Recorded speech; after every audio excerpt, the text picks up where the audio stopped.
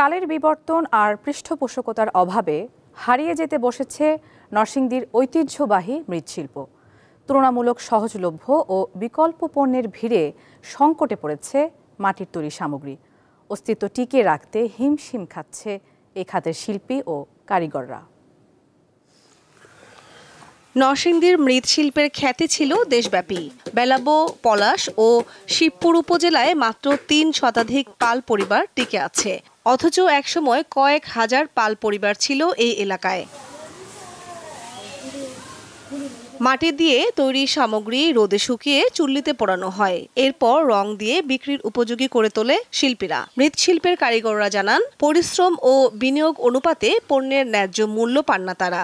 এ কারণে পূর্বপুরুষের পেশা ধরে রাখতে আগ্রহ হারাচ্ছেন অনেকেই, ঝুঁকছেন অন্য পেশায়। রাতে দিনে করি, রোজার কোনো হিসাব নেই। রোজার হিসাব করলে কিন্তু হতাই তো 10-12 মন লাকড়ি লাগে, তো এরপরে মাটি আবার কিনে আনুন লাগে। ওয়ালটন এখন দেশের সীমানা পেরিয়ে পৌঁছে গিয়েছে 50টিরও বেশি দেশে। ওয়ালটন, ঘরে ঘরে বিশ্বজুড়ে।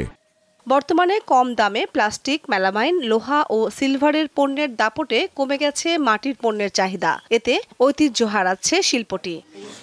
আবার দাদা হেরা কইরেছে, মানে আমরা যেমন এটা ধরে রাখছি, তা আস্তে আস্তে জিনিস উঠে যেতেছে।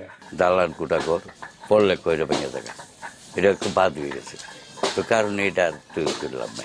মৃৎশিল্প বাঁচাতে সহজ শর্তে সরকারি ঋণ দেওয়ার আশ্বাস দেন জেলা প্রশাসক। এখানে মেলা বা কোনো ধরনের প্রোগ্রাম হয়, সেক্ষেত্রে তাদের উপস্থাপনের বিষয়গুলো, এই শিল্পের বা উদ্যোক্তা মেলা হয়, সেখানে তাদের যদি অংশগ্রহণের মাধ্যমে কিছু সুযোগ করে দেওয়া যাবে, তাদের একটা বাড়তি আয়ের সুযোগ হতে পারে, কিংবা এই শিল্পগুলো মানুষের কাছে গ্রহণযোগ্য হতে পারে। পূজা, পহেলা বৈশাখ সহ বছরের বিশেষ দিনে মৃৎশিল্পের কদর বাড়ে কয়েক গুণ। তাই এই শিল্পকে টিকিয়ে রাখতে যথাযথ পদক্ষেপ নেয়ার দাবি সংশ্লিষ্টদের।